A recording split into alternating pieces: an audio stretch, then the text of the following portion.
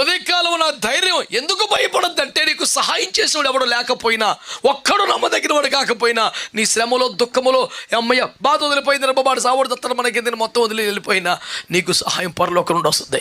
దేవుడికి దూతను పంపుతాడు. నీ కట్టుగా ఉన్న రాయిని పొర్లించేవాడు ఒకడు ఉన్నాడు. ఈ ప్రోగ్రామ్ అంతా దేవుడు ఏర్పాటు చేసిపోయినాడు ఆల్రెడీ.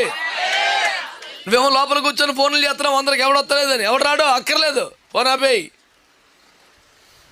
ఏ శ్రమలో ఉన్నావు, ఏ చెరలో ఉన్నావు, అమ్మా ఇంకెవడికి ఫోన్ చేస్తున్నావు, ఎవరు తీరు. కాలింగ్ ఫ్రమ్ టోమ్ అంటే ఎవడు తిత్తాడు ఫోను. సమాధిలో నుండి నీకు ఫోన్ వచ్చిన ఎవడు తీస్తాడు ఫోను. డబ్బులు ఎడుకొనుకొని ఫోన్ అవతల భార్యతరమ్మా, ఇదేట్రా సమాధిలోంచి ఫోనా, నాకొద్దు. నీకున్న పొజిషన్ అలాంటిది, నీకున్న కష్టం అలాంటిది, నీకున్న ఇబ్బంది అలాంటిది.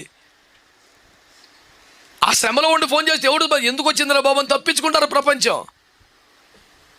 కానీ నీ కొరికే పరలోకం తెరవబడి, ఒక దూత పంపబడి, రాయిని పొర్లించి దాని పక్కన కూర్చొని వచ్చే పోయేవాడికి ఆన్సర్ చెప్పి ఏర్పాటు చేశాడు. దేవునికి స్తోత్రం కలిగి.